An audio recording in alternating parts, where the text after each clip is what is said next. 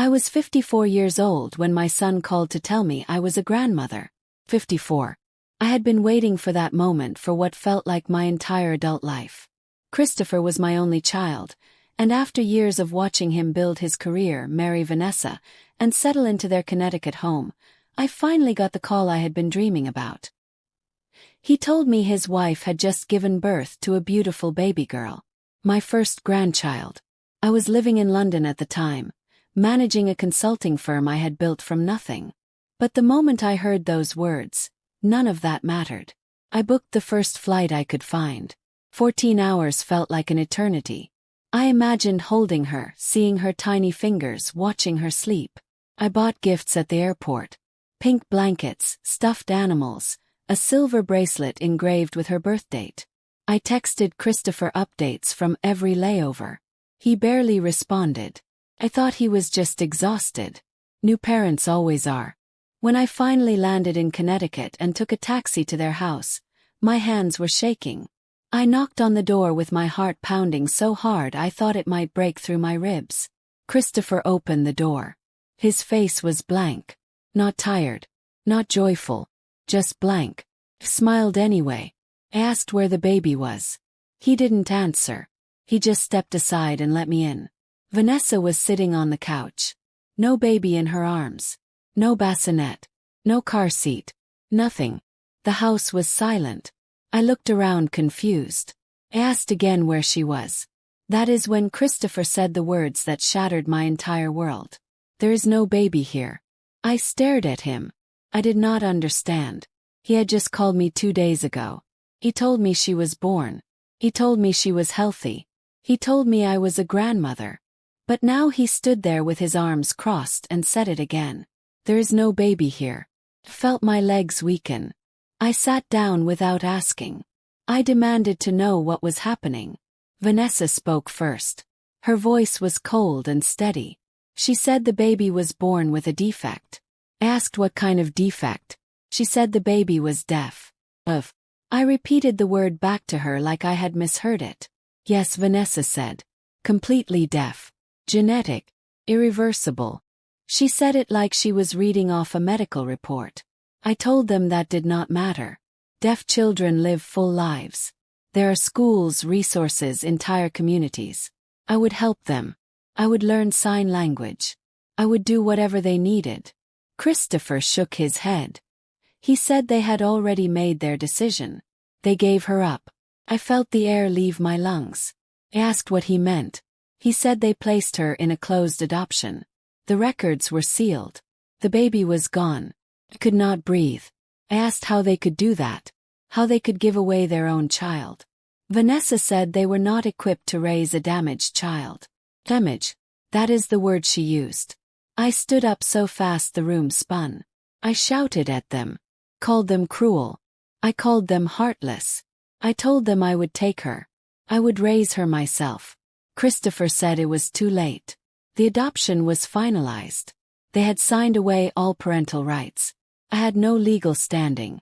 I was just the grandmother. I meant nothing in the eyes of the law. Begged. I actually got on my knees and begged my own son to tell me where she was. He refused. He said it was better this way. Better for who? I screamed. Better for you. Not for her. Not for me. He told me to leave. I refused. Vanessa called the police. I left before they arrived. I sat in a rental car outside their house for hours, sobbing so hard I could barely see. I did not know her name. I did not know where she was. I did not even know if she was still in the state. But I made a promise that night. I swore on everything I had ever loved that I would find her. I did not care how long it took. I did not care what it cost. I would find my granddaughter. And I would make sure she knew she was wanted. The next morning I did not fly back to London. I checked into a hotel and started making calls. I contacted adoption agencies. I hired a private investigator. I researched Connecticut adoption laws. Everything I found told me the same thing. Closed adoptions were nearly impossible to reverse. Birth parents could seal records permanently. Grandparents had no legal rights. But I refused to accept that. I sold my business within 3 months. I moved everything I owned to the United States.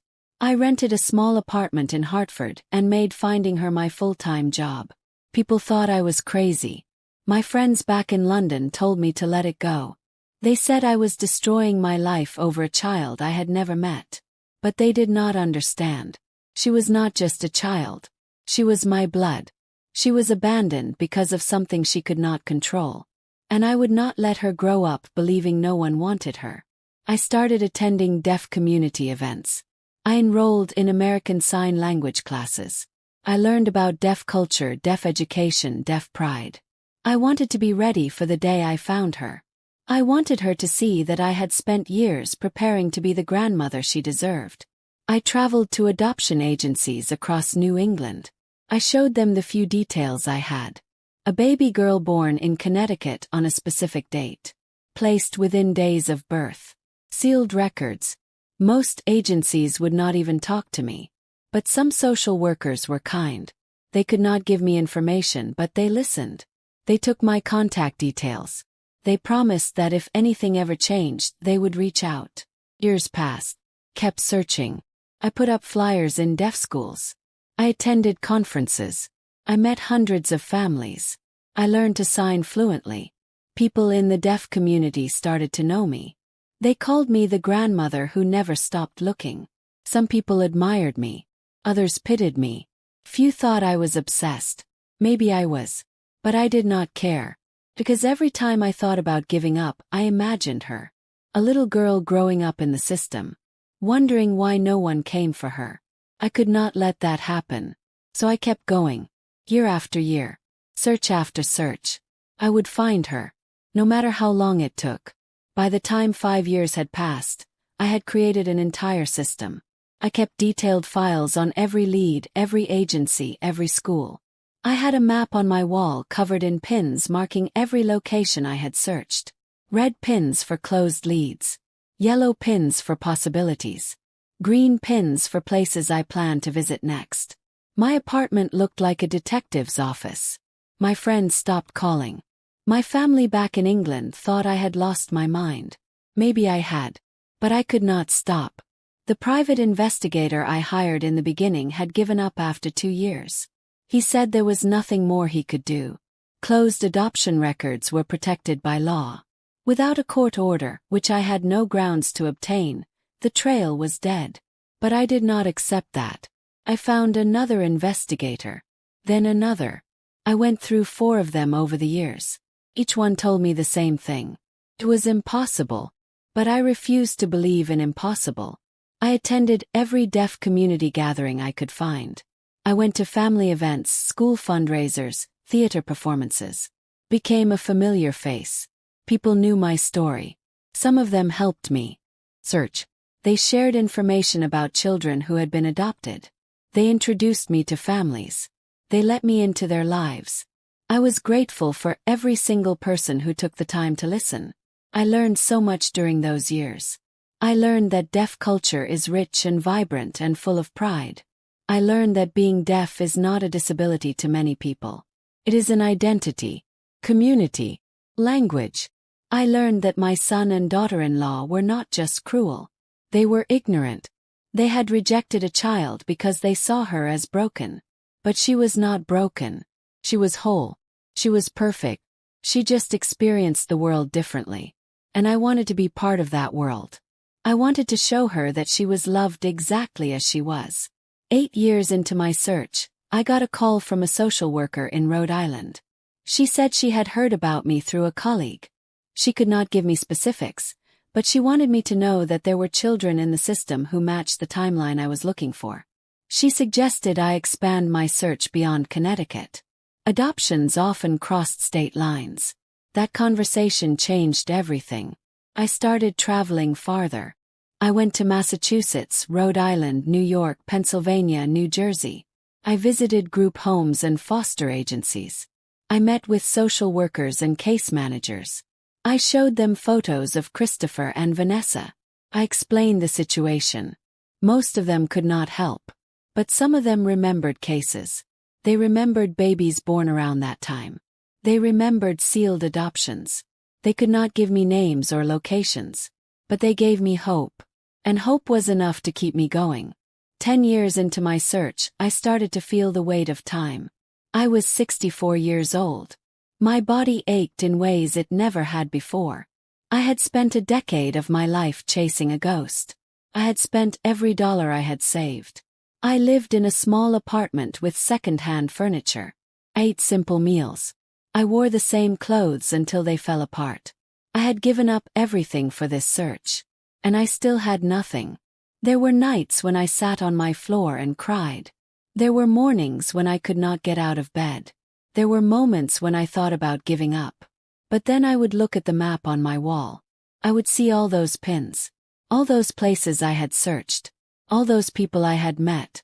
And I would remember why I started. I started because a little girl was abandoned. I started because she deserved to know she was loved. I started because no child should grow up believing they are not wanted. So I kept going. Even when it hurt. Even when it felt hopeless. Kept going. 11 years into my search, I got a call that changed everything. It was from a social worker in Virginia named Patricia. She said she had been following my story for years. She had heard about me through other social workers. She said she had a case that might interest me. A 12-year-old deaf girl named Ellen. She had been in the foster system since birth. She had never been adopted. She had been passed from home to home for over a decade. Patricia said Ellen had a birthmark on her shoulder. Small crescent-shaped mark. I felt my heart stop. Christopher had the exact same birthmark. I asked Patricia if there was any way to confirm Ellen's background. She said the adoption records were sealed, but there were some details in her file. Ellen had been placed in Virginia shortly after birth. The adoption had been arranged through a private agency in Connecticut. The birth parents had requested a closed adoption with no contact. Everything matched. I told Patricia I wanted to meet her. She said it was not that simple. I was not family. I had no legal rights. But she said she would see what she could do. 3 weeks later, I was sitting in a small office in Richmond, Virginia. Patricia was across from me. She had a file in her hands. She said Ellen had been through a lot. She had been moved between homes more than a dozen times. She had behavioral issues. Trust issues. She struggled in school. She had been let down by so many adults that she no longer believed anyone would stay. Patricia said if I wanted to meet her, I needed to understand that this was not going to be easy. I told her I understood. I had been searching for 12 years. I was not going to give up now. Patricia nodded. She opened the file and showed me a photo. I looked down at the picture and felt my entire world shift. She had Christopher's eyes. She had my mother's nose. She had the same crescent-shaped birthmark on her shoulder that Christopher had. I knew in my bones that this was her. This was my granddaughter. I asked Patricia what I needed to do. She said the first step was a meeting. If Ellen was open to it, I could visit her. If the visit went well, we could discuss next steps. But she warned me not to get my hopes up. Ellen had met potential families before. She had been disappointed too many times. I told Patricia I was not going to disappoint her. I was not going anywhere. Patricia arranged the meeting for the following week. I spent those days preparing. I practiced signing. I bought a small gift. Nothing too overwhelming. Just a book. A story about a girl who travels the world. I wanted her to know that I saw her as capable, strong, as someone with a future. The day of the meeting, I was so nervous I could barely drive. I arrived at the foster home early. I sat in my car and took deep breaths. I reminded myself that I had been waiting for this moment for 12 years. Could do this. Patricia met me at the door. She gave me a reassuring smile and led me inside. The foster home was small but clean. There were toys in the living room and drawings taped to the walls. Felt warm. But I knew Ellen had not stayed here long. She never stayed anywhere long. Patricia led me to a small sitting room. She told me to wait. Ellen would come in when she was ready. I sat down and tried to steady my breathing. A few minutes later the door opened. And there she was. Ellen was 12 years old, but she looked smaller than I had imagined.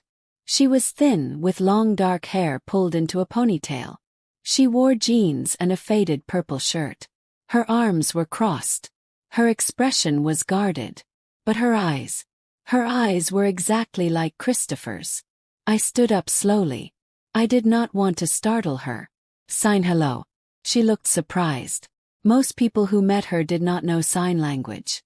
I signed my name. I told her I had been looking for her for a very long time. She stared at me. She did not sign back. Patricia gently encouraged her to sit. Ellen sat down on the edge of the couch, as far from me as possible. I sat back down too. I did not push. I just waited. After a long silence, Ellen signed a question. We took a breath. Signed back. Because you are my granddaughter. And I have been searching for you since the day you were born. Her face did not change, but I saw something flicker in her eyes. Confusion. Maybe a little bit of hope. I told her the whole story. I signed slowly and clearly. I told her about the phone call from Christopher. I told her about flying to Connecticut. I told her about the moment I found out she had been given away. Told her that I did not accept it. I told her I had spent 12 years searching. I told her I learned sign language for her. I told her I attended deaf events for her. I told her I never stopped believing I would find her. Ellen watched me the entire time. She did not interrupt. She did not ask questions. She just watched. When I finished, there was silence. Then she signed something that broke my heart. Why did they give me away? I felt tears prick my eyes. I signed back the truth. Because they were scared. Because they did not understand. Because they made a terrible mistake. She signed another question. Do they want me now? I shook my head. I signed honestly. Well, but I do. Her eyes filled with tears. She looked away. I could see her trying to hold it together. Trying not to cry. I wanted to reach out and hold her, but I did not. Waited. Finally she signed. No one ever stays. Signed back. I will. She looked at me with so much pain in her young face. How do you know? Sign. Because I have been looking for you for 12 years. I did not give up then. I will not give up now. Something in her expression softened. Just a little. Patricia suggested we spend some time together. Maybe take a walk. Ellen hesitated, but then she nodded. We walked outside into the small backyard. There was a swing set and a garden. Ellen sat on one of the swings. I sat on the other. We did not sign for a while. We just sat there. Then Ellen signed. What happens now? Signed back. That depends on you. If you want, I can visit you again. We can get to know each other. And if you are okay with it, I would like to start the process to adopt you. She looked at me sharply. He nodded. I want you to come live with me. She signed. Where? Sign. London. England. Her eyes went wide. That is far. Sign. But it is home. And I want it to be your home too. She was quiet for a long time. Then she signed. Why would you do that? Sign. Because you are my family. And family does not give up on each other. She looked down at her hands. I could see her struggling with whether or not to believe me. I did not blame her. She had been let down so many times. But I meant every word. Over the next few months, I visited Ellen every week. I drove from Hartford to Richmond every single weekend. We spent hours together. We went to parks. We went to museums. We sat in coffee shops and signed back and forth. I learned about her life. She told me about the different homes she had lived in. Some were kind. Some were not. She told me about the kids at school who made fun of her. She told me about the teachers who did not know how to communicate with her. She told me about feeling invisible. I told her she was not invisible to me. I told her she mattered. I told her I saw her. And slowly, piece by piece, she started to trust me. 6 months after our first meeting, Patricia called me. She said Ellen had agreed to the adoption. Cried. I cried so hard I could barely breathe. Patricia said the process would take time. There would be paperwork, home visits, background checks, court hearings. But Ellen had made her choice. She wanted to come live with me. The legal process took another 8 months. During that time I prepared everything. I sold my apartment in Hartford. I flew back to London and found a new home. A house with 3 bedrooms. One for me. One for Ellen. And one for whatever she wanted. Library. An art studio. A space just for her. I enrolled her in a school for the deaf in London. I connected with the deaf community there. I made sure she would have support, friends, and resources. I wanted her to thrive. Finally, after 14 months of visits, paperwork, and waiting, the adoption was finalized. Ellen was legally my daughter. I flew back to Virginia one last time. This time I was bringing her home. When I picked her up from the foster home, she had one small suitcase. That was all she owned. 12 years of life fit into one suitcase. I told her we would fill her room with whatever she wanted. Books, clothes, art supplies, anything. Just sign. I just want to stay. Sign back. You will. Promise. We flew to London together. Ellen had never been on a plane before. She was nervous, but I held her hand the whole way. When we landed, I took her to our new home. I showed her the house. I showed her room. I told her it was hers. Forever. She stood in the doorway and stared. Then she turned to me and signed. Thank you. Sign back. You do not have to thank me. You are home. The first few months with Ellen were harder than I expected. Not because I regretted my decision. Never that. But because trauma does not disappear just because you are in a safe place.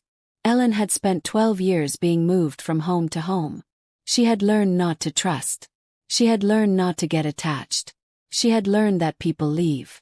So even though I told her every day that I was not going anywhere, she did not believe me. She tested me constantly.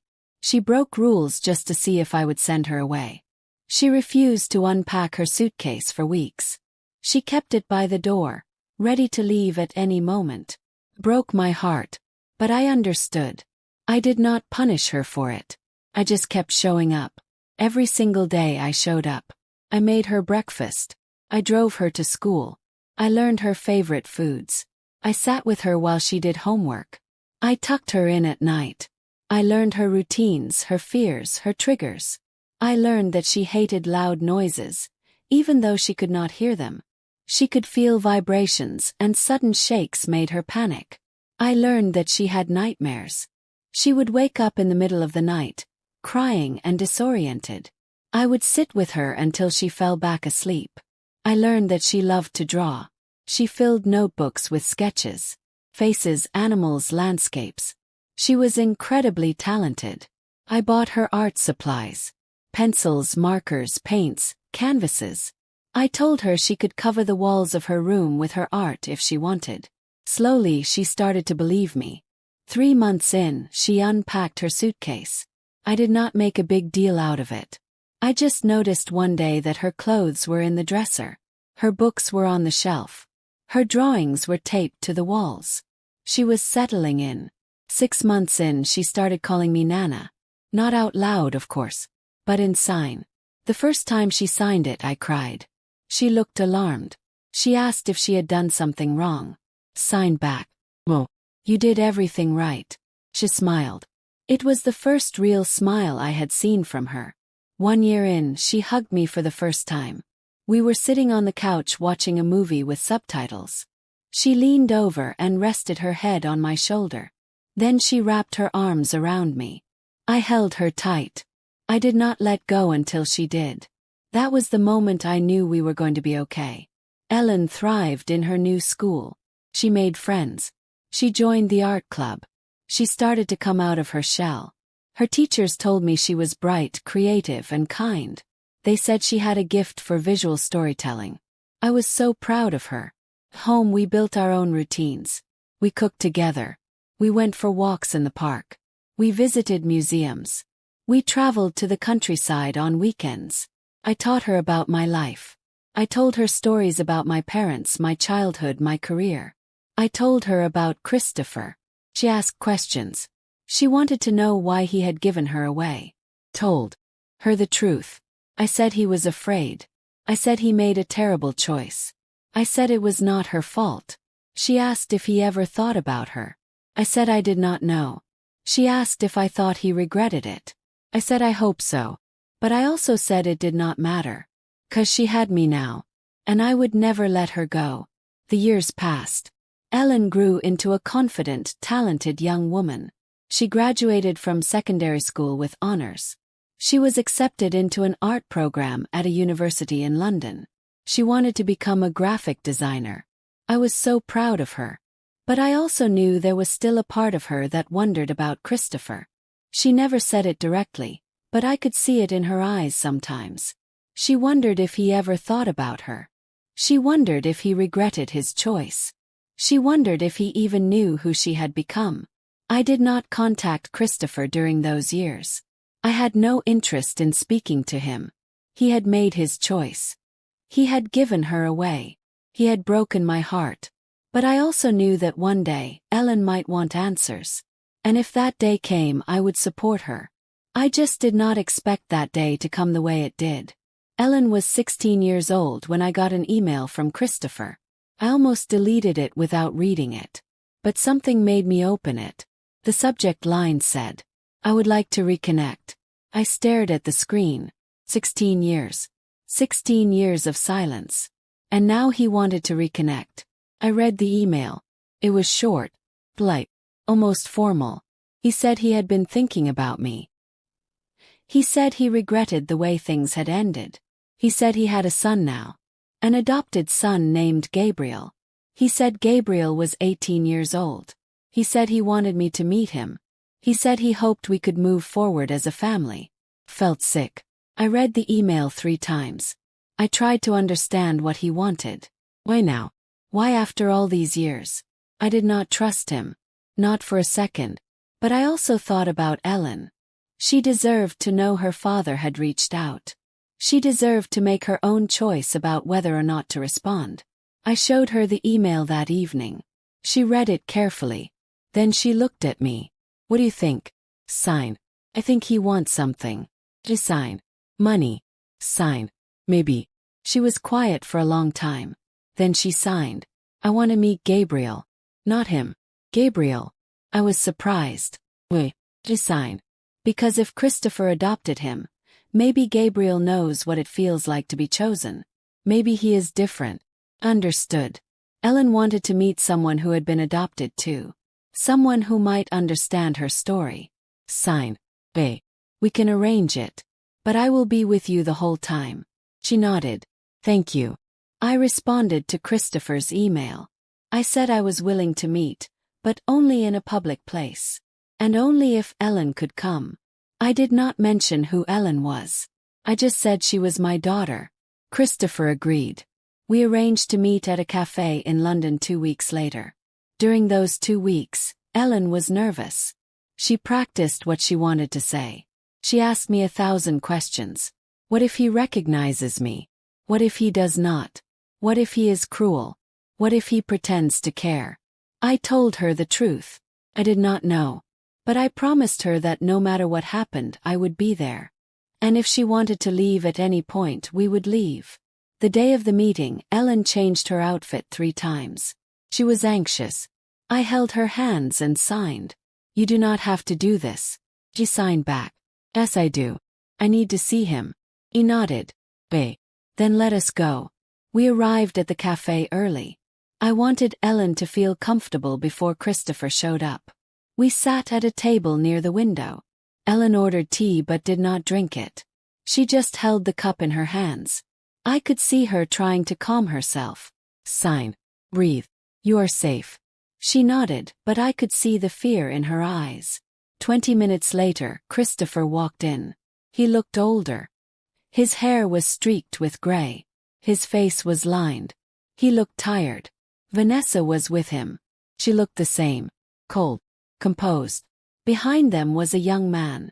Tall, with dark curly hair and kind eyes. "Gabriel." Christopher spotted me and walked over. He smiled. It did not reach his eyes. "Hello, mother." I did not smile back. I simply nodded. "Christopher." He looked at Ellen. He did not recognize her. Of course he did not. He had never met her. He extended his hand to her. "You must be Nancy's daughter." Ellen did not shake his hand. She just stared at him. I could see the anger building in her eyes. I signed to her. Not yet. She took a breath and nodded. Christopher looked confused. She is deaf, I said coldly. Yes. He looked uncomfortable. Vanessa looked annoyed. Gabriel looked interested. He signed hello to Ellen. She looked surprised. Gabriel smiled and signed. I learned a few years ago. My girlfriend is deaf. Ellen's expression softened just a little. She signed back. Nice to meet you. They sat down. Christopher tried to make small talk. He asked about my life. He asked about Ellen's school. He asked polite, meaningless questions. Answered briefly. I did not offer anything more. Vanessa barely spoke.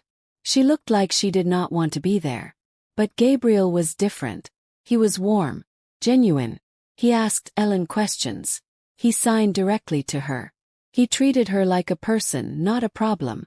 I could see Ellen starting to relax around him. After about an hour, Christopher finally got to the point. He said he was glad we could reconnect. He said family was important. He said he had made mistakes in the past, but he wanted to move forward. I asked him directly, why now? He hesitated. Then he said, I've been reflecting on my life. I realize I let pride get in the way of important relationships. I want to fix that. I did not believe him. Not for a second. But I did not say that. I just nodded. Gabriel spoke up. He said, I pushed them to reach out.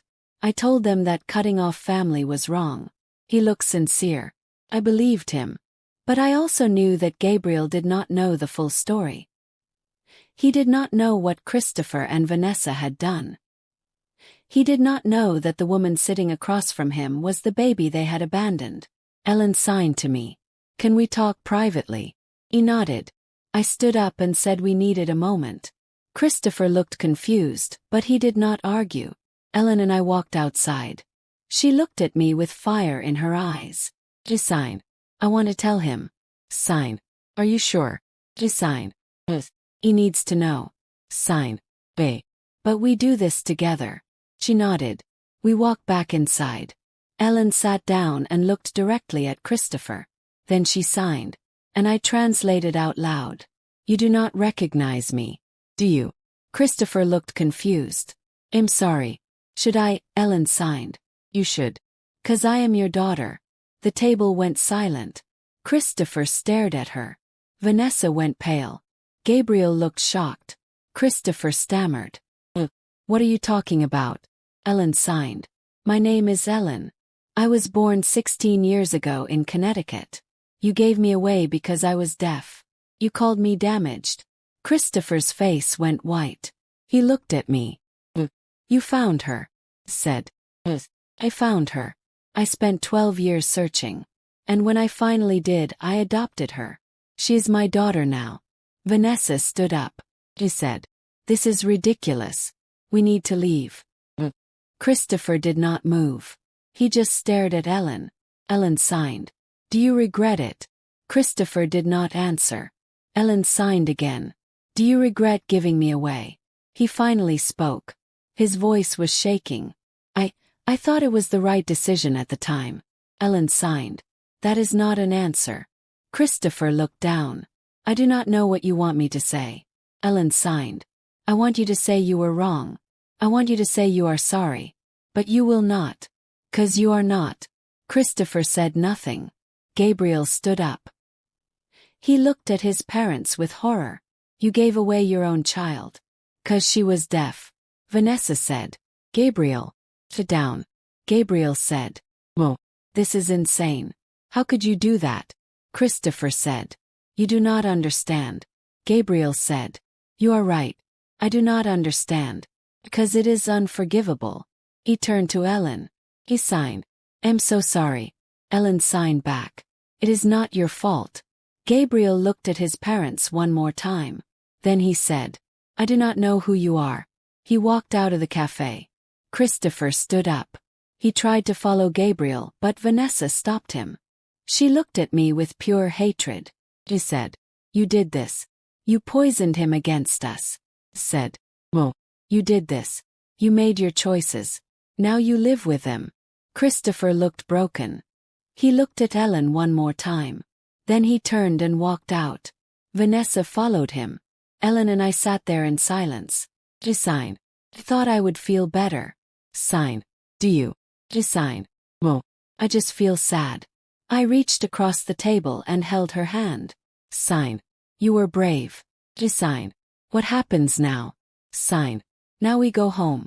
We stood up and left the cafe. But as we walked toward the car, someone called out. It was Gabriel. He was standing on the sidewalk. He looked at Ellen. He signed. Can I talk to you? Ellen looked at me. He nodded. Go ahead. Ellen walked over to him. They signed back and forth for several minutes. I could not see everything they said, but I could see Gabriel's face. He was apologizing. He was asking questions. He was trying to understand. Finally, Ellen walked back to me. Sign. He wants to stay in touch. Sign. Do you want that? Sign. Think so. Sign. Then we will. Gabriel walked over to me. He said. I'm sorry for what they did. I did not know. Said. Believe you. He said. Nay. Can I get to know her? Said. That is up to Ellen. But if she says yes, then yes. He nodded. Thank you. We exchanged contact information. Then we went our separate ways. On the drive home, Ellen was quiet. Sign. Are you okay? Sign. I do not know. Sign. That is okay. You do not have to know right now. Sign. Do you think Gabriel is telling the truth? Sign. Think he is. She nodded. 'Cause I think I want a brother. The days after the cafe meeting were strange. Ellen was quieter than usual. She spent a lot of time in her room drawing. I did not push her to talk. I knew she was processing everything. Meeting Christopher and Vanessa. Confronting them. Telling them who she was. It had taken courage. But it had also reopened old wounds. I checked on her every evening. I would knock softly on her door, and she would wave me in. We would sit together, sometimes signing, sometimes just sitting in silence. I wanted her to know I was there. That I was not going anywhere. One evening, about a week after the meeting, Ellen asked me a question. Sign. Do you think he ever loved me? Even for a moment. I thought carefully before answering. Sign. I do not know. But I know that I have loved you from the moment I knew you existed. And I will love you for the rest of my life. Sign. That is enough. Sign. Because it is the truth. Gabriel reached out a few days later. He sent Ellen a message asking if she wanted to meet again. Just the two of them. Ellen asked me what I thought. Sign. Do you want to see him? Sign. But I am nervous. Sign. That is normal. But I think Gabriel is different from them. I think he genuinely wants to know you. She nodded. I will go. They met at a park the following weekend. I drove Ellen there and waited in the car. I told her to text me if she needed anything. He said she would. I watched from a distance as Gabriel arrived. He smiled when he saw her. They sat on a bench and started signing. I could not see what they were saying, but I could see their body language. Gabriel was relaxed. Ellen was cautious at first, but slowly she started to open up too. They talked for over an hour. When Ellen finally came back to the car, she looked lighter. Sign. How was it? Sign. Really good. Sign. What did you talk about? Sign. Everything. He told me about his life. About how Christopher and Vanessa adopted him when he was 2. About how they always seemed distant. About how he never felt like he truly belonged. Sign. Did you tell him about yourself? Sign. I told him about the foster homes. About you finding me. About learning to trust again. He listened. He really listened. Sign. I am glad. Sign. He said he wants to keep talking. He said he feels like he finally has a sibling who understands. Smiled. That is beautiful. Over the next few months, Ellen and Gabriel grew close. They texted every day. They met up regularly. They shared their experiences of being adopted. They talked about feeling abandoned. About wondering if they were wanted. about finding their place in the world. Gabriel became a constant presence in our lives. He came over for dinner. He helped Ellen with her art projects. He learned more sign language so they could communicate better. I could see how much it meant to Ellen. She had always been alone. But now she had a brother. Someone who understood her in a way no one else could. Gabriel also started opening up to me. He told me about his life with Christopher and Vanessa. He said they had always been cold, emotionally distant. He said they provided for him materially but never showed him real love. He said he had always felt like he was not enough, like he was disappointing them somehow. I told him that was not his fault. I told him that some people are not capable of giving love the way they should. He said, I think they only adopted me to fill a void. Not because they wanted me. Said, that does not make you any less valuable. You are a good person. You deserve love. He looked at me with tears in his eyes. Thank you. I reached over and hugged him. In that moment I realized something. Gabriel was not just Ellen's brother. He was part of our family too. About 6 months after that first meeting, Gabriel showed up at our house unannounced. He looked upset. Ellen and I were in the kitchen when he knocked. I opened the door and saw his face. I immediately knew something was wrong. I let him in. Ellen signed. What happened? Gabriel sat down. He looked exhausted. He said, I had a fight with them. Big one. Ellen signed. About what? Gabriel said, about you. About what they did. About everything. He said he had been trying to talk to Christopher and Vanessa about their choices. About how they had treated Ellen. About how they had treated him. But they refused to listen. They said the past was the past. They said he needed to move on. Gabriel said, but I could not move on. 'Cause what they did was wrong. And they will not even admit it. He said the fight escalated. Christopher accused him of being ungrateful. Vanessa said he was turning against them. Gabriel said, so I told them I was done. I told them I did not want to live with people who could not take responsibility for their actions. Ellen signed. What did they say? Gabriel said, they told me to leave. So I did. Ellen and I looked at each other. Said, where will you go? Gabriel said, I do not know. I could not stay there anymore. I did not hesitate. Said, you can stay here. Gabriel looked at me. Said, you can stay here. We have a guest room. You are family. Gabriel's eyes filled with tears. Are you sure? Said, I'm sure. Ellen signed. Please stay. Gabriel looked at both of us. Then he nodded. Thank you. That night we set up the guest room for Gabriel. Ellen helped him unpack the few things he had brought with him. I made dinner. We sat together at the table, the three of us, and for the first time in a long time it felt like we were a real family. Over the next few weeks, Gabriel settled in. He enrolled in online classes. He got a part-time job. He started therapy to work through his feelings about Christopher and Vanessa. Ellen and Gabriel grew even closer. They became true siblings.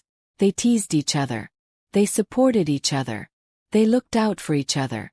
I watched them and felt a deep sense of gratitude. I had spent 12 years searching for Ellen. I had fought so hard to bring her home. And now, without even trying, I had gained another child. A child who needed love just as much as she did. But I also knew that this was not over. Christopher and Vanessa were still out there. And I had a feeling they were not going to let Gabriel go so easily. I was right. 2 months after Gabriel moved in with us, Christopher showed up at our door. I was not expecting him. None of us were. It was a Saturday morning. Ellen and Gabriel were in the living room watching a movie with subtitles. I was in the kitchen making tea. When the doorbell rang, I assumed it was a delivery. But when I opened the door, there he was. Christopher. He looked terrible. His clothes were wrinkled. His face was unshaven. His eyes were red. For a moment I just stared at him. Then I said, "What are you doing here?" He said, "I need to talk to Gabriel." I crossed my arms. "He does not want to talk to you." Christopher said, "Please, just let me see him." Said, "Well." You do not get to show up here and make demands. You lost that right. Christopher's face twisted. He said, "He is my son." Said, "Well, you gave up that title when you kicked him out." Christopher looked like he was going to argue, but then Gabriel appeared behind me. He said, "It is okay, Nancy. I will talk to him." I turned to Gabriel. "Are you sure?" He nodded. "I want to hear what he has to say." I stepped aside. Gabriel walked outside and closed the door behind him. Ellen came to stand beside me. "Sign. What is happening?" "Sign. Christopher is here. He wants to talk to Gabriel." Ellen's face hardened. "Sign. Should we go out there?" "Sign. Well, let Gabriel handle it." We waited inside, but I kept glancing out the window. I could see Christopher and Gabriel standing on the front lawn. Christopher was talking. Gabriel was listening. After about 10 minutes, Gabriel shook his head. He turned to walk back inside, but Christopher grabbed his arm. Gabriel pulled away. He said something I could not hear. Then he walked back to the house. Christopher stood there for a moment, looking defeated. Then he got in his car and drove away. Gabriel came inside. His face was tight. Ellen signed. "What did he want?" Gabriel said. "He wanted me to come back. He said they made a mistake. He said they need me." Said, "Need you for what?" Gabriel hesitated. Then he said, "Money." I felt my stomach drop. Gabriel sat down. He said, "They are in financial trouble. They lost most of their savings in a bad investment. They are struggling to pay their bills. Christopher thought if I came back I could help." Ellen signed. "How could you help?" Gabriel said, "They wanted me to ask you for money." He looked at me. "They thought because you took me in you might be willing to help them too." I felt anger rise in my chest. Said, "So they sent you here to manipulate me?" Gabriel said quickly. I told them no. I told them I was not going to do that. I told them I was done being used. I sat down beside him. Said, "I am proud of you." Gabriel looked at me. "You are not angry." Said, "Not at you." "Them yes, but not at you." Ellen signed. "What did he say when you said no?" Gabriel said, "He got angry. He said I was being selfish. He said I owed them for everything they did for me." He said. He paused. He said I was just like her. Damaged and ungrateful. Ellen's face went pale. I felt rage flood through me. Said, "He said that." Gabriel nodded. I stood up. Said, "That is it. I am done letting him hurt the people I love." Ellen signed. "What are you going to do?" Said, "I'm going to make sure he can never use either of you again." Over the next few days I made a plan. I reached out to a lawyer. I explained the situation. I explained that Christopher and Vanessa had abandoned Ellen. I explained that they had emotionally abused Gabriel. I explained that they were now trying to manipulate him for money.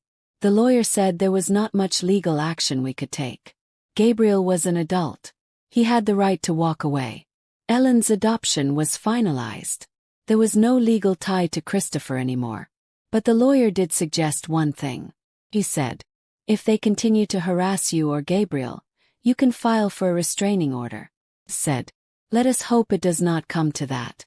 But I kept that option in mind. A few weeks later, Gabriel got a call from Vanessa. He put it on speaker so Ellen and I could hear.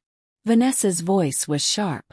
He said, "Gabriel, we need to talk." Gabriel said, "I have nothing to say to you." Vanessa said, "Do not be childish. We are your parents. We deserve respect." Gabriel said, "You do not get to demand respect. You have to earn it." Vanessa said, "We raised you. We gave you everything." Gabriel said, "You gave me a roof and food. But you never gave me love. You never made me feel like I mattered."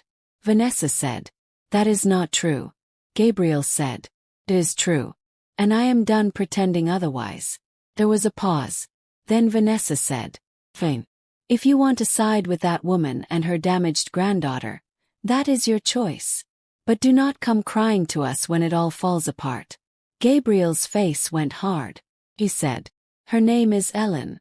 And she is worth more than both of you combined." Then he hung up. Ellen signed. I am proud of you. Gabriel smiled. Thanks. I hugged him. Said, you did the right thing. But I also knew that Vanessa's words were a warning. They were not going to let this go. I was right. A month later, I got a message from a mutual acquaintance. Someone who knew both me and Christopher. They said Christopher and Vanessa were spreading rumors. They were telling people that I had manipulated Gabriel, that I had turned him against his parents, that I was using him to hurt them. I was furious, but I also knew that engaging with them would only make things worse. So I ignored it. I focused on Ellen and Gabriel, focused on building our life together. But the rumors did not stop. They got worse. Christopher and Vanessa started posting on social media. They painted themselves as victims. They said their son had been stolen from them by a vindictive woman. They never mentioned Ellen. They never mentioned why Gabriel had left. They just played the part of heartbroken parents. Gabriel was devastated. He said, why are they doing this?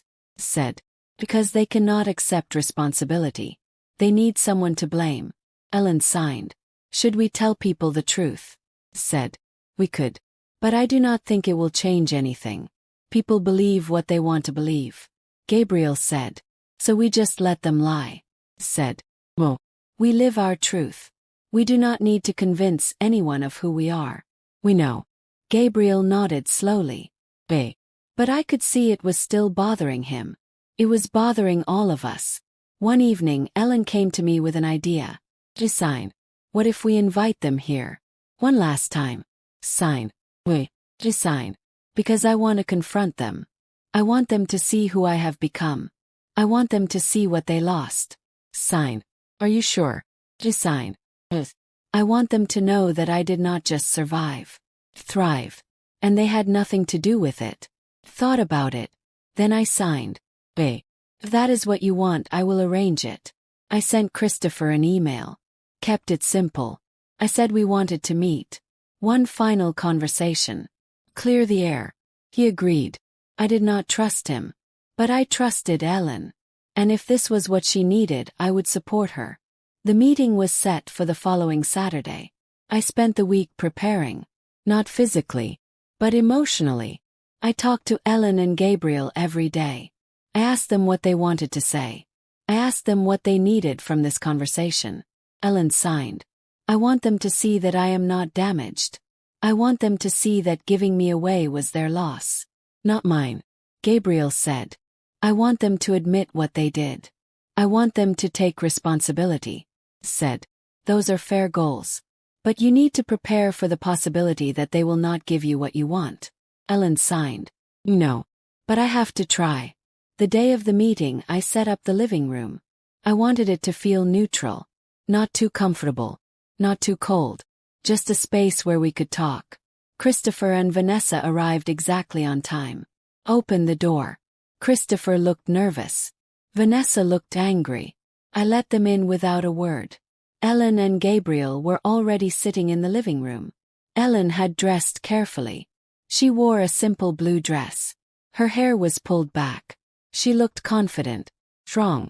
Gabriel sat beside her. He looked calm but tense. Christopher and Vanessa sat down across from them. There was a long silence. Then I spoke. Said, we are here because Ellen and Gabriel have things they need to say. You are going to listen. Christopher opened his mouth to argue. I held up my hand. Said, you will not interrupt. You will not argue. You will listen. When they are done, you can respond. But only after they have finished. Christopher looked at Vanessa. She nodded stiffly. Ellen stood up. She began to sign. I translated for Christopher and Vanessa. Ellen signed. 16 years ago you gave me away. You said I was damaged. You said I was not good enough. You said you were not equipped to raise me. He paused. Then she signed.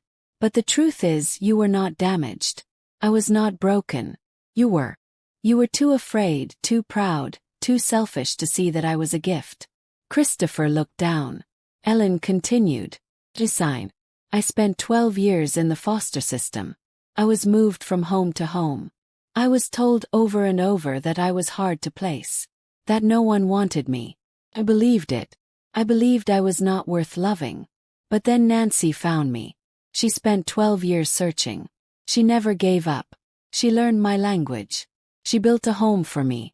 She showed me that I was worth fighting for. Tears were streaming down Ellen's face now. She sighed. And I want you to see who I became. I am an artist. I am a student. I have friends. Have a family. I am happy. And you had nothing to do with it. Christopher's face was pale. Vanessa's jaw was tight. Ellen sighed. You lost me. And that was your choice. But I did not lose anything. 'Cause I found something better. She sat down. Gabriel stood up.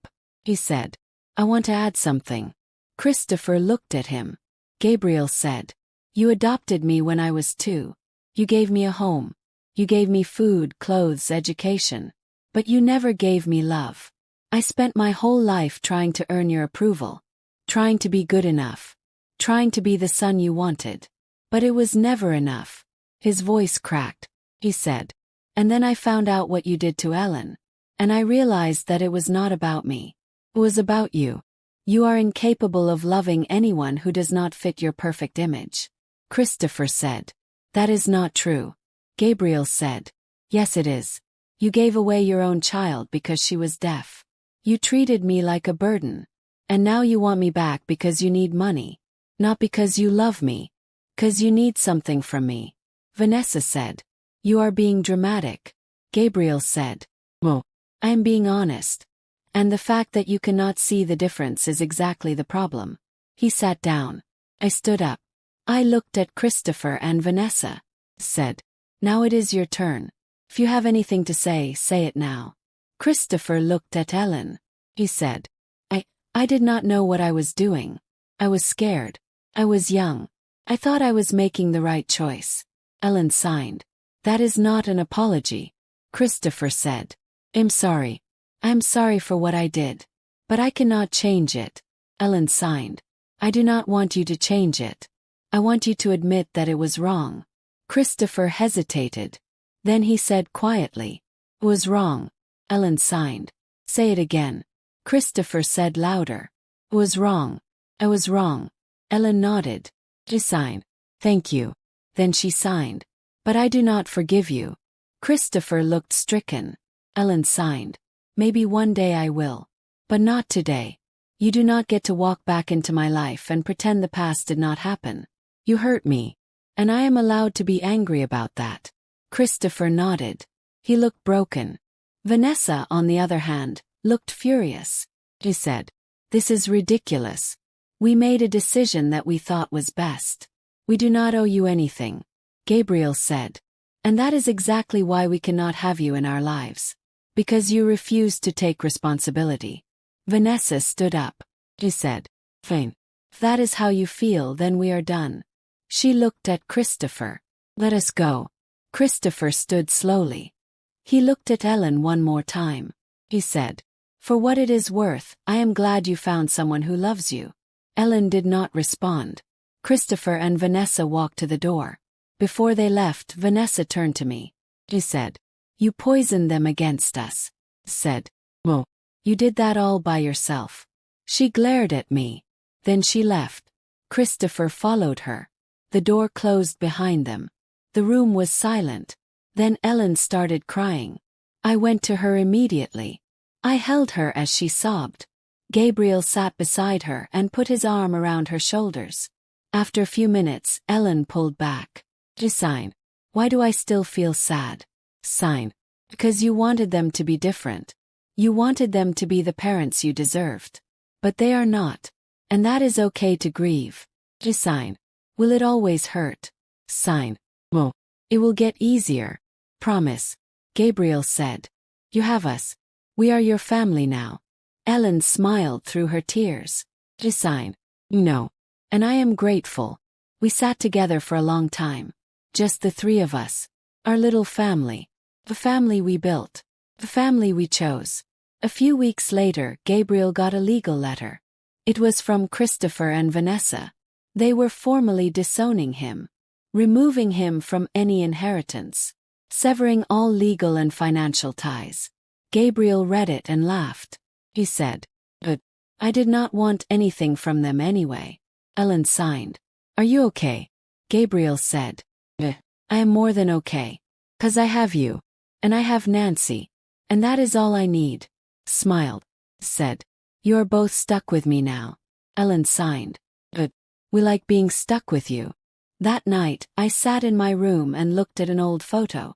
It was a picture of me holding Christopher when he was a baby. I had loved him so much. I had given him everything. But he had grown into someone I did not recognize. Someone I could not respect. Put the photo away. I did not need to hold on to that anymore. I had Ellen. I had Gabriel. I had a family that I had fought for. A family that I had built from love, not obligation. And that was enough. The months that followed were peaceful. For the first time in years there was no drama. No unexpected visits. No manipulative phone calls. Just life. Simple, beautiful, ordinary life. Ellen graduated from her art program with honors. Her final project was a series of paintings depicting her journey. Abandonment, search, discovery, healing. The paintings were raw and emotional and breathtakingly beautiful. Her professors praised her work. She was offered a spot in a prestigious gallery show. I was so proud of her I could barely contain it. Gabriel finished his online degree and decided to pursue social work. He wanted to help kids in the foster system. Kids like Ellen. Kids like him. Kids who felt unwanted and overlooked. He said, I want to be the person I needed when I was younger. I told him he was going to change lives. He smiled and said, hope so. Our home became a place of healing. Ellen and Gabriel both went to therapy. They worked through their trauma. They learned how to set boundaries. They learned how to trust. They learned how to love without fear. I watched them grow into incredible adults. Strong, compassionate, resilient. They had been through hell, but they had come out the other side. One evening, Gabriel came to me with a question. He said, can I ask you something? Said, course. He said, why did you do it? Why did you spend 12 years searching for Ellen? Why did you take me in? Why did you fight so hard for us? Thought about it. Then I said, 'Cause you deserved it. Both of you. You deserved to be loved. You deserved to be chosen. You deserved to know that you mattered. Gabriel's eyes filled with tears. He said, thank you. Said, you do not need to thank me. You are my family. He hugged me. And in that moment I felt a deep sense of peace. I had spent so many years searching, fighting, struggling. But it had all been worth it. 'Cause I had them. Ellen came into the room. She signed. What are we talking about? Gabriel signed back. How lucky we are. Ellen smiled. She signed. Very lucky. Signed. I am the lucky one. Ellen signed. Oh, we all are. And she was right. We were all lucky. Lucky to have found each other. Lucky to have built this family. Lucky to have love. A few months later, Ellen got a message from Gabriel's ex-girlfriend. Her name was Sophie. She was deaf. She and Gabriel had dated in high school, but they had broken up when Gabriel moved in with Christopher and Vanessa. Vanessa had not approved of Sophie. She had made it clear that she did not want Gabriel dating a deaf girl. Gabriel had been too young and too scared to stand up to her. So he had ended things with Sophie. He had regretted it ever since. Sophie had reached out because she had heard through mutual friends that Gabriel was living with a deaf woman named Ellen. She wanted to reconnect. Gabriel was nervous. He said, what if she does not want to talk to me? What if she is angry? Ellen signed. You will never know unless you try. Gabriel nodded. He reached out to Sophie. They started talking again. Slowly at first. Then more frequently. Sophie was kind and patient. She listened as Gabriel explained what had happened. Why he had ended things. How he had been manipulated. How he had grown. Sophie forgave him. She said, we were kids. We both made mistakes. But we are not kids anymore. They started dating again. This time it was different. This time, Gabriel was free to love her without fear. Without shame. Without anyone telling him it was wrong. Sophie started coming over to our house. She and Ellen became fast friends. They signed for hours talking about art, life, love, everything. I loved watching them. Watching this little community we had built. This family of people who had all been rejected in some way. But who had found each other. And who had chosen to love each other. One evening Sophie pulled me aside. Sign. Thank you. Sign. For what? Sign. For giving Gabriel a home. For showing him what real family looks like. He is different now.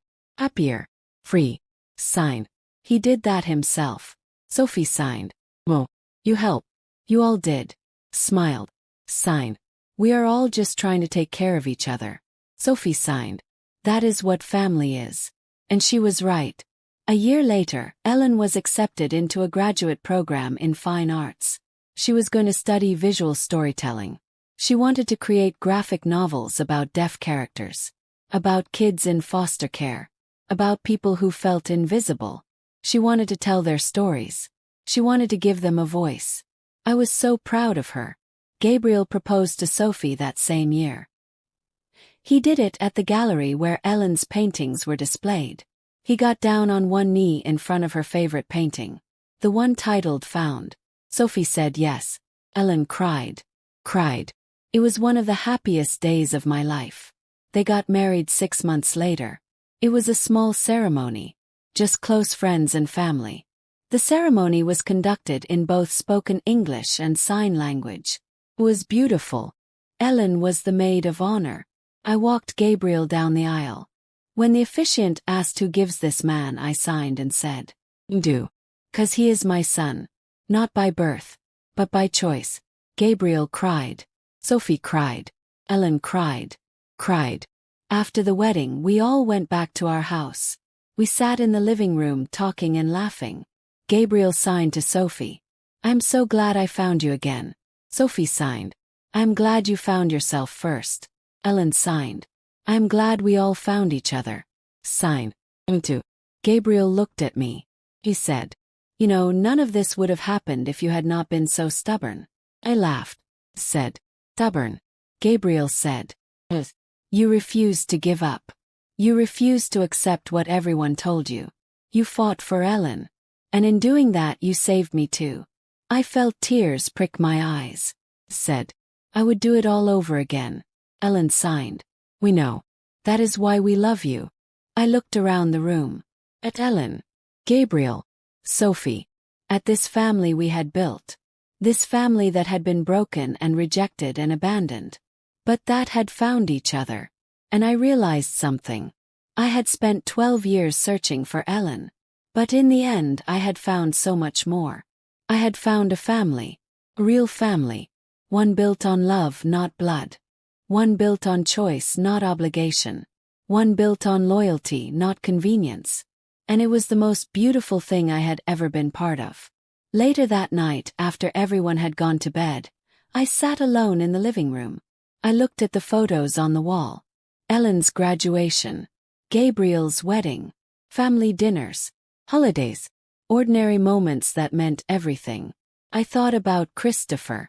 I wondered if he ever thought about Ellen. If he ever regretted his choice. If he ever realized what he had lost. But then I realized it did not matter.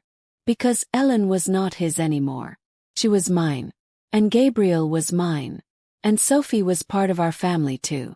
We had built something beautiful. Something strong. Something that could not be taken away. I had spent so many years fighting. Searching. Struggling. But it had all led me here. To this moment. To this family. And I would not change a single thing. Because every struggle, every tear, every sleepless night had been worth it. I had found them. And they had found me. And together we had found home. Life settled into a comfortable rhythm. Ellen was deep into her graduate program, spending late nights working on her graphic novel. Gabriel and Sophie were building their life together. They moved into a small flat nearby. But they still came over for dinner at least once a week. I cherished those evenings. The four of us sitting around the table, signing and laughing. Sharing stories about our days. It felt like everything I had fought for had finally come together. But there was still one thing that lingered in the back of my mind. Christopher and Vanessa. It had been 2 years since the confrontation. 2 years since they had walked out of our lives. I had not heard from them. Ellen and Gabriel had not heard from them. I assumed they had moved on. I assumed they had accepted that they had lost their children. I was wrong. One morning I got a call from a number I did not recognize. I almost did not answer. But something told me to pick up. A woman's voice said, "Is this Nancy?" Said, "Who is this?" He said, "My name is Margaret. I am a social worker in Connecticut. I am calling about Christopher and Vanessa." My stomach dropped. Said, "What about them?" Margaret said, "They have both been hospitalized. Christopher had a heart attack. Vanessa had a breakdown. They are asking for Gabriel." I felt a mix of emotions. Anger, pity, frustration. Said, "Gabriel is not their son anymore. They disowned him." Margaret said, "Understand. But they are asking for him. I just thought you should know." I thanked her and hung up. I sat there for a long time, trying to process what I had just heard. Part of me felt nothing. They had made their choices. They had hurt the people I loved. Why should I care if they were suffering now? But another part of me felt sad. Because no matter what they had done, they were still human. They were still broken people who had made terrible mistakes. Called Gabriel. I told him what had happened. There was a long silence on the other end. Then he said, "What do you think I should do?" Said, "That is up to you. I will support you no matter what." Gabriel said, "Can I think about it?" Said, "Course. Take all the time you need." He called me back that evening. He said, "I want to go see them. Not because I owe them anything. But because I need to see for myself that I am okay. That I have moved on." Said, "Do you want me to come with you?" He said, "Please." 2 days later, Gabriel, Ellen, and I flew to Connecticut. Sophie stayed behind. She said this was something Gabriel needed to do with his family. His real family. We arrived at the hospital in the late afternoon. Gabriel was nervous. Ellen held his hand. I walked beside them. We found Christopher's room first. He was lying in a hospital bed, hooked up to machines. He looked small, fragile. Nothing like the man who had once seemed so powerful. When he saw Gabriel, his eyes filled with tears. He said, "Came." Gabriel said, "Came. But I am not here to forgive you. I am here to say goodbye." Christopher's face crumpled. He said, "I know I do not deserve your forgiveness. I know I failed you. But I am sorry. I'm so sorry." Gabriel said, "Believe you. But it does not change anything. You made your choices. And I made mine." Christopher looked at Ellen. He said, "Me too." Ellen signed. Me too." Christopher said, "I see now what I lost. I see what I threw away. I was a fool." Ellen signed. "You were." Christopher closed his eyes. He said, "I do not expect you to forgive me. But I want you to know that I am proud of you. Both of you. You became good people despite me.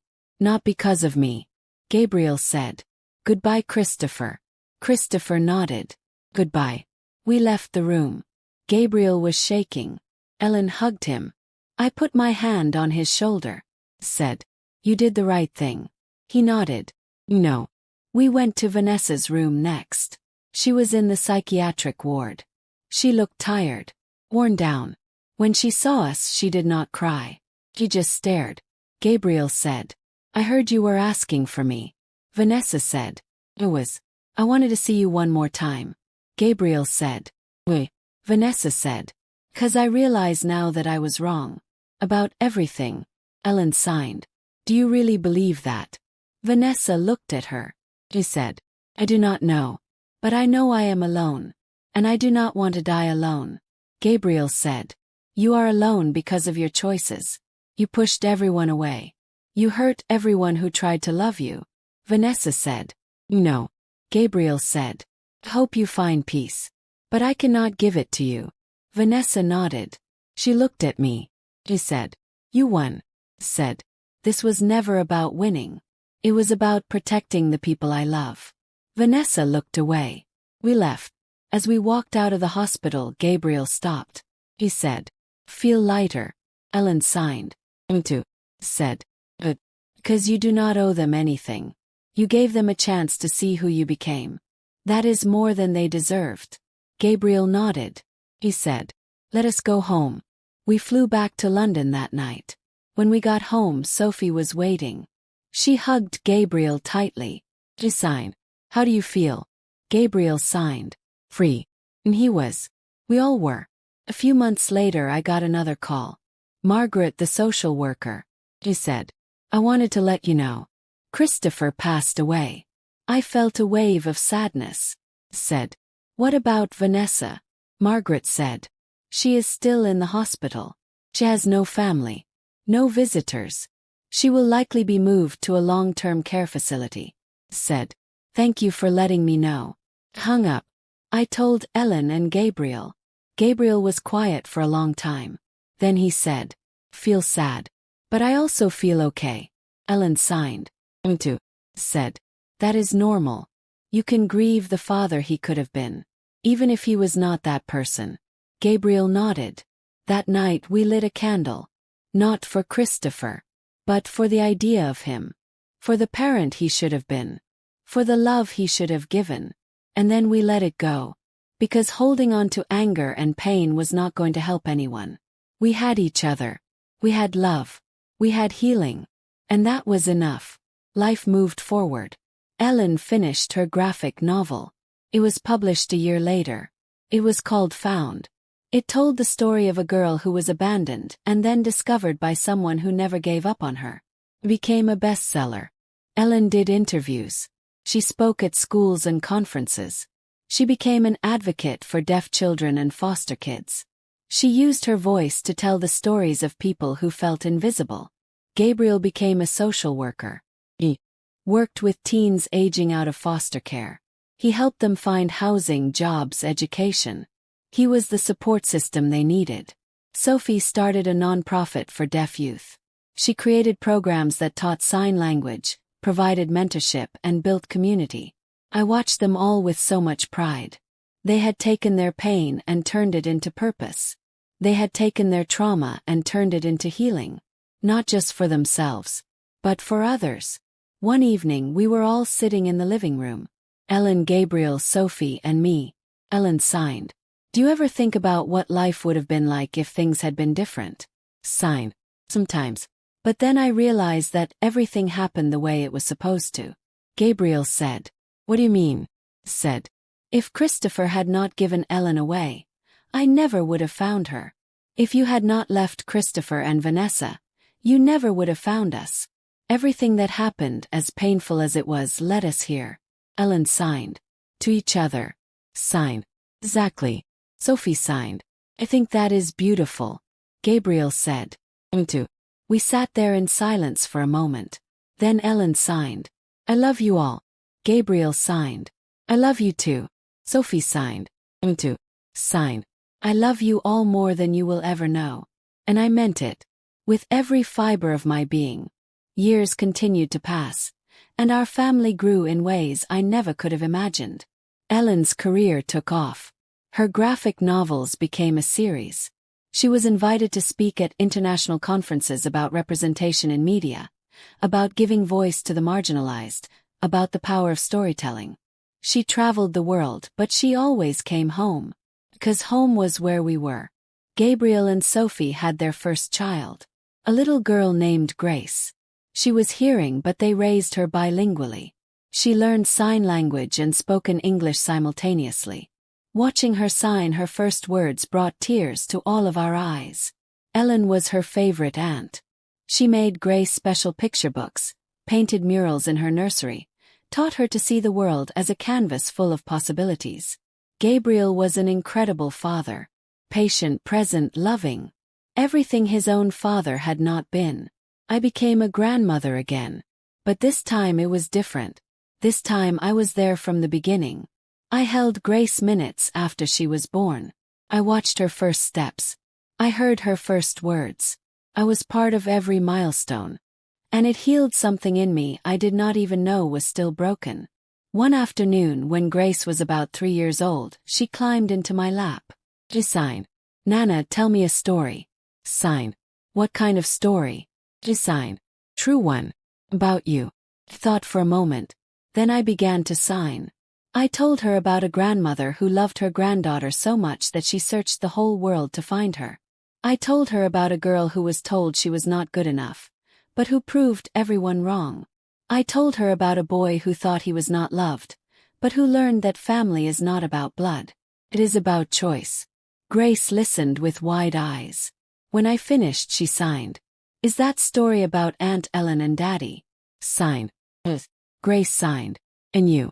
Sign. Me. Grace hugged me tightly. Sign. You are a good Nana. Sign. And you are a wonderful granddaughter.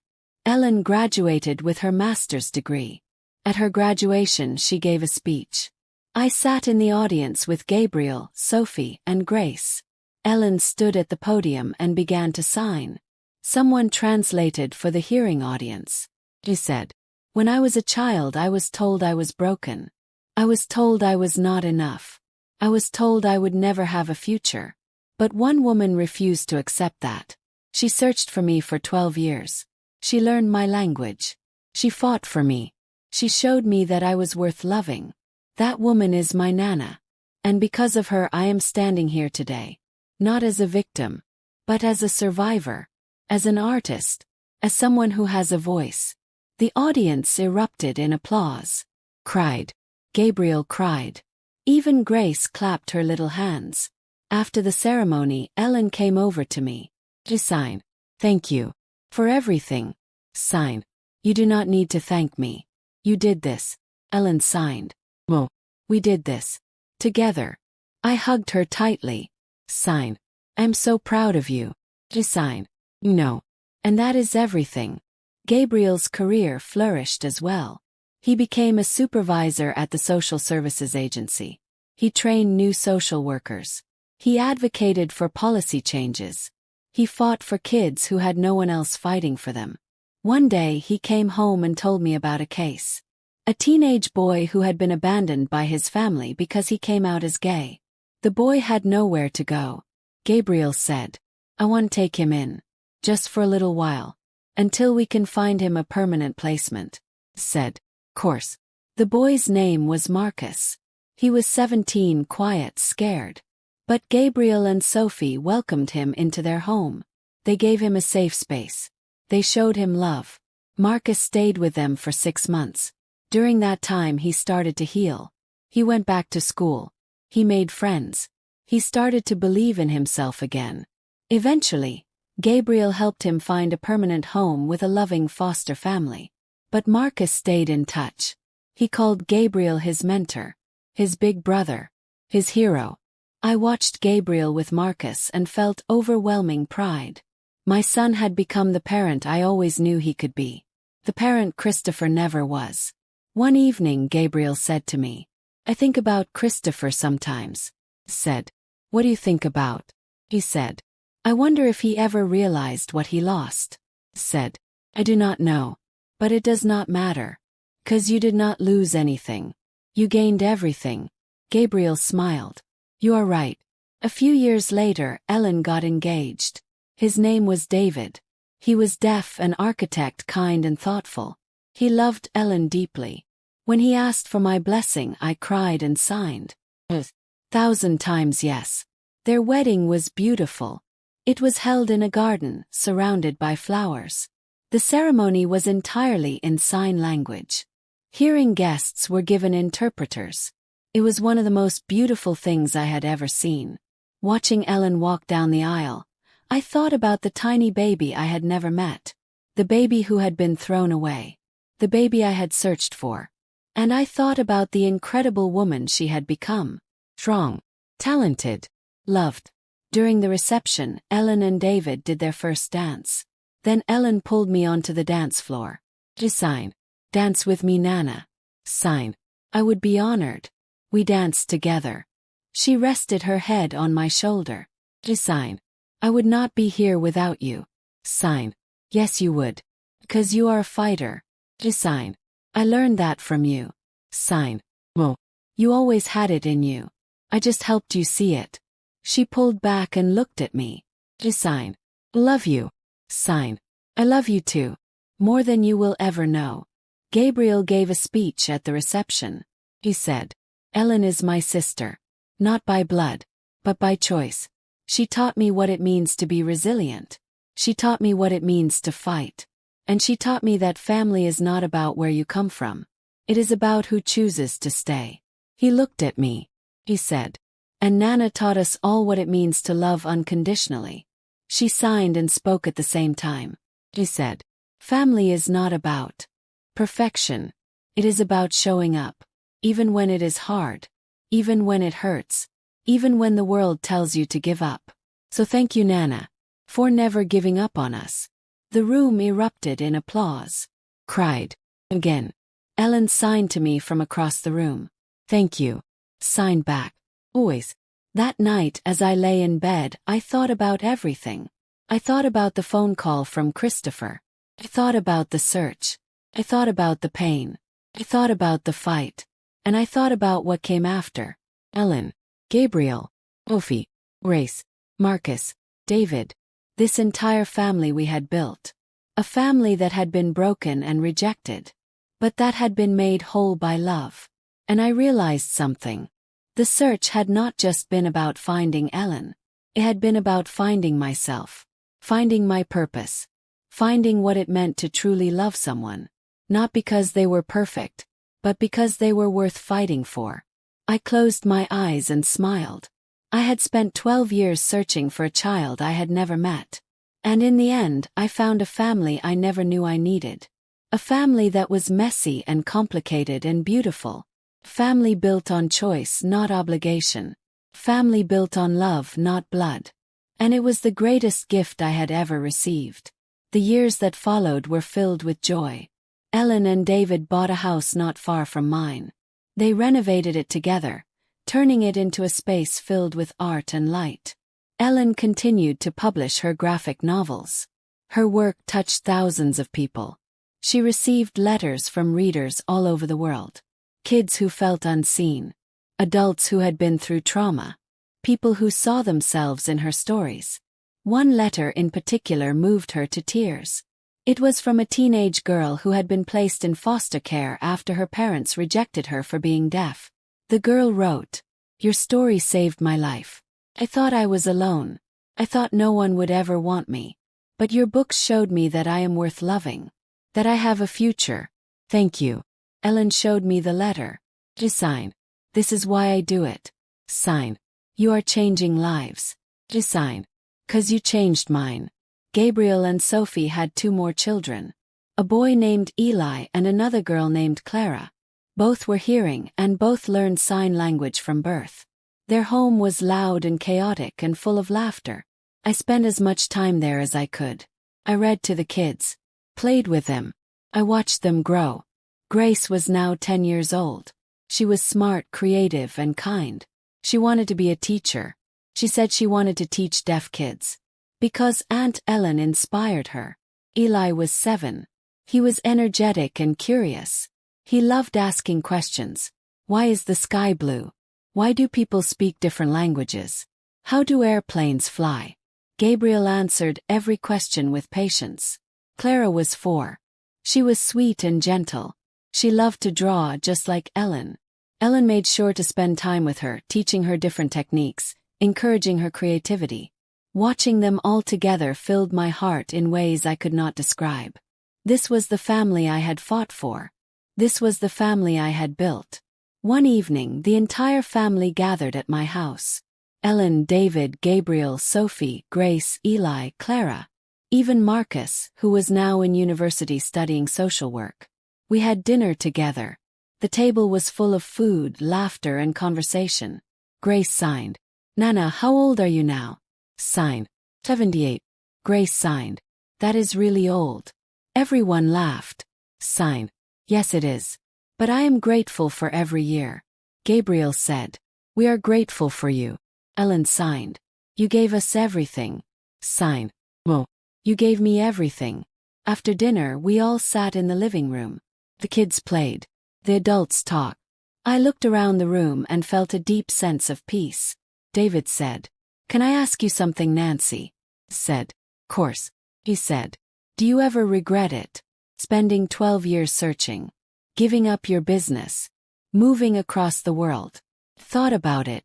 Then I said, not for a single second. David said. We said, because love is not a sacrifice. It is a choice. And I would make that choice again and again. Ellen signed. What if you had never found me? Signed. I would have kept searching. Ellen signed. Forever. Signed. Forever. She came over and hugged me. She signed.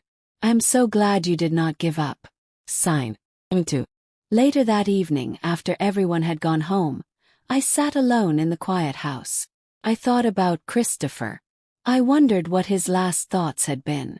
I wondered if he had regretted his choices. I wondered if he had thought about Ellen.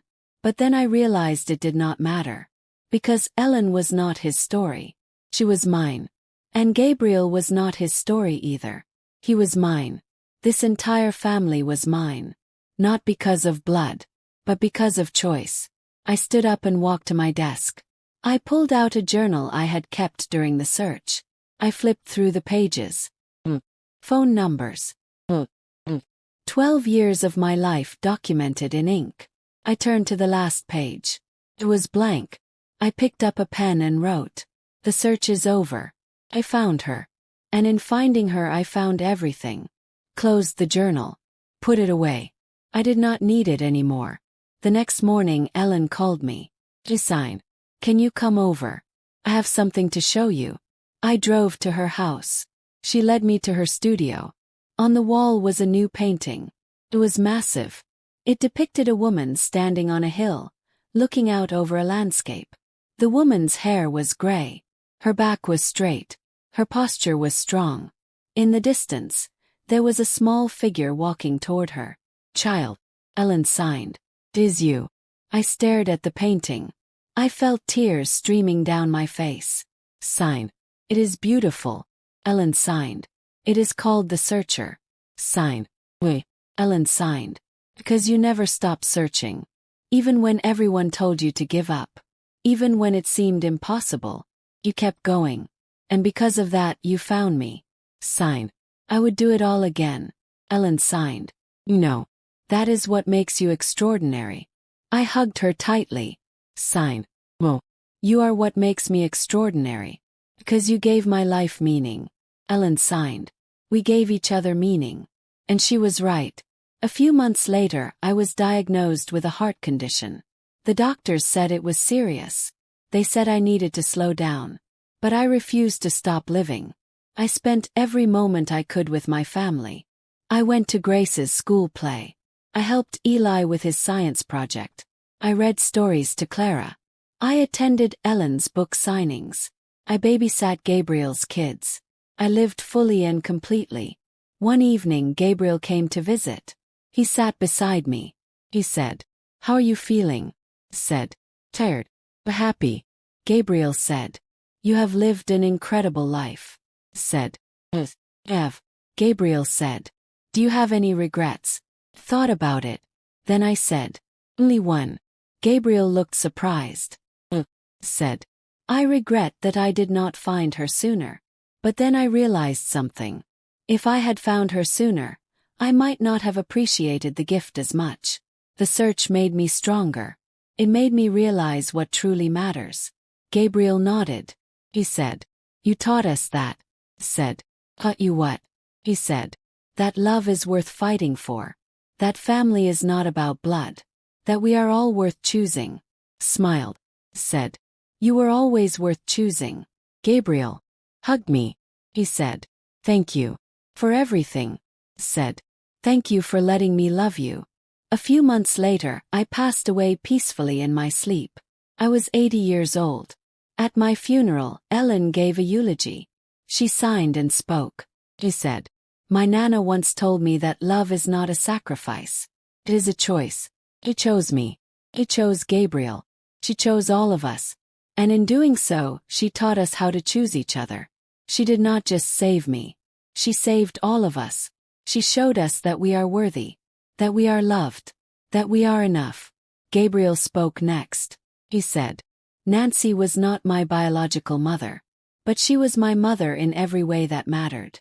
She gave me a home. She gave me love. She gave me a family. And I will spend the rest of my life honoring her by doing the same for others. The church was filled with people. Friends, colleagues, members of the deaf community, foster kids Gabriel had helped, readers of Ellen's books, families we had touched, lives we had changed. Ellen placed a painting at the front of the church. It was The Searcher. Underneath it, she placed a plaque. It read, Nancy, the grandmother who never stopped searching, the woman who taught us that love is a choice, and that family is built, not born. After the funeral, the family gathered at Ellen's house. They shared stories. They laughed. They cried. Grace said, I'm going to miss Nana. Ellen signed. Too. But she is still with us. Grace said. Ellen signed. Because everything we are, everything we have is because of her. She lives in us. Gabriel said. And we will make sure her legacy continues. Sophie said. Gabriel said. By choosing love. Every single day. By fighting for people who have no one else. By building families out of broken pieces. Ellen signed. That is what she would have wanted. They all nodded. And they kept that promise. Ellen continued to write and advocate. Gabriel continued to help foster kids. Sophie continued to build community for deaf youth. Grace became a teacher for deaf children. Eli became a lawyer who fought for children's rights. Clara became an artist. Marcus became a social worker. They all carried forward the lessons I had taught them. That love is a choice. That family is built. That everyone is worth fighting for. And in doing so, they changed countless lives. Just as I had changed theirs. Years later, Ellen published one final graphic novel. It was called The Searcher. Told my story. 12 years I spent searching. The family I built. The love I gave. The book became her most successful work. It was translated into dozens of languages. It was taught in schools. It inspired a movement of people who chose love over blood, who chose to fight for the forgotten, who chose to build families out of broken pieces. And at the end of the book, there was a dedication. It read, To my Nana, who taught me that I was always worth finding, and that love is the greatest search of all. Thank you for never giving up. Thank you for choosing me. Love you. Forever.